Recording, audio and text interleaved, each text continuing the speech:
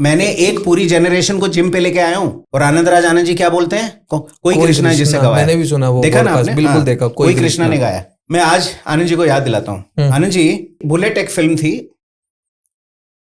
2003 में शायद आई थी वो फिल्म। बुलेट में गाना था, मुश्किल नहीं है ये सफर, तेरा साथ मिल जाए अगर, मैं खुद ही अपनी मंजिल को पालूं। ये वाला गाना आपका गाया हुआ है, उसमें कुछ आलाप थे, वो किसने किए थे? कोई कृष्णा नहीं, ये वही कृष्णा है। सेकेंडली, शाह का रुतबा शहंशाहों सी तेरी बात है, इसमें जो सेकंड सिंगर है वो कृष्णा है, ये वो कृष्णा है। और ये वही कृष्णा है जिसको एनडीटीवी इमेजिन पे आप देखकर वाह वाह कर रहे थे जब मैं राहत भाई के साथ गा रहा था वहां पर एनडीटीवी इमेजिन के शो पे। आपने वो यूट्यूब पे देखा होगा? जी, मैंने देखा वो भी। ये वही कृष्णा है। तो बोलते कोई कृष्णा को गवाया, ऐसा कुछ नहीं है। जी म्यूजिक के साथ आई वाज नेवर साइंड। मेरी कोई ऐसा वो नहीं था। जी music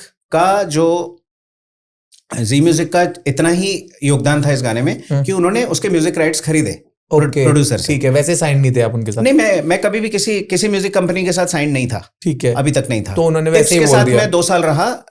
it was around 2007 and 8।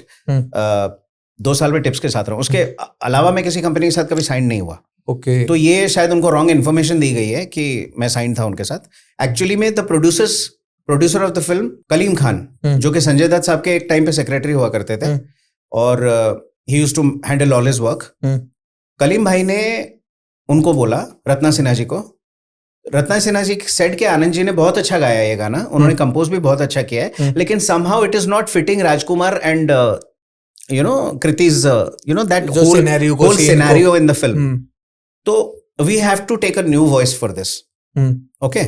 So ये हुआ। तो कलीम भाई ने बोला कि यार अगर आपको उस तरह का पेन और दर्द और एग्रेशन चाहिए तो I know one guy who can deliver it. फिर मुझे बुलाया, और ये गाना पहले ई में था। जो म्यूजिशियंस हैं वो समझेंगे कि ई में क्या था। ई एक स्केल है, ई में था ये गाना।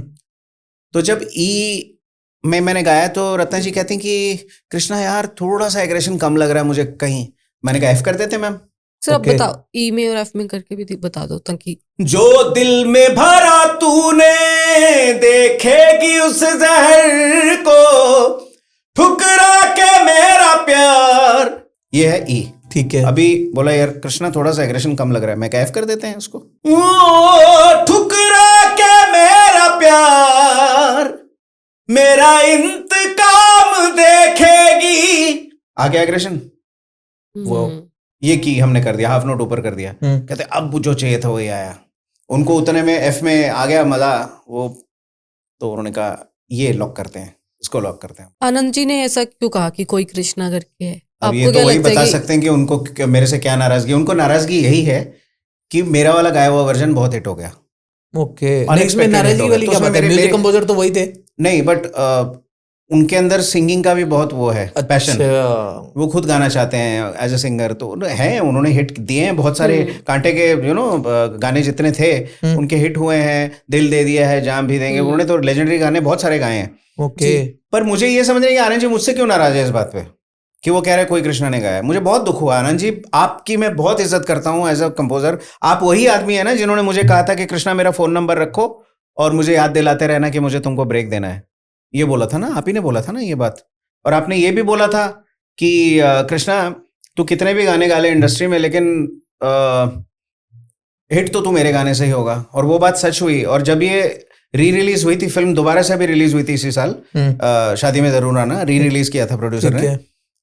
तो मैंने इनको कॉल करके धन्यवाद भी दिया था, जबकि इनका कोई योगदान नहीं था इसमें। मेरे को गवाने में डिसीजन इनका कोई था ही नहीं। इन्होंने कभी बुलाया भी नहीं था मुझे गाने के लिए। तो ये कलीम भाई की वजह से पॉसिबल हुआ, और रत्ना सिन्हा जी ने अप्रूव किया। ये 2 लोग थे जो जिम्मेदार थे मेरा इस फिल्म में गाना आने के लिए। तो फिर भी मैंने सोचा कि कंपोजर को थैंक्स तो बोलना जरूरी है, बिकॉज इतना अच्छा गाना उन्होंने बनाया है जिसको कि मैंने गाया और मुझे पॉपुलैरिटी मिली उस गाने। पैसा एक नहीं मिला, वो कोई बात नहीं, वो जाने दो, उसको छोड़ो।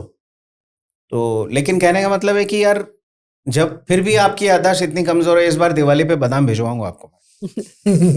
10 किलो बादाम मैंने अफगानिस्तान से मंगवाया स्पेशली, और भिजवाऊंगा और उसमें लिख के भेजूंगा, अपनी फोटो भी चिपका दूंगा।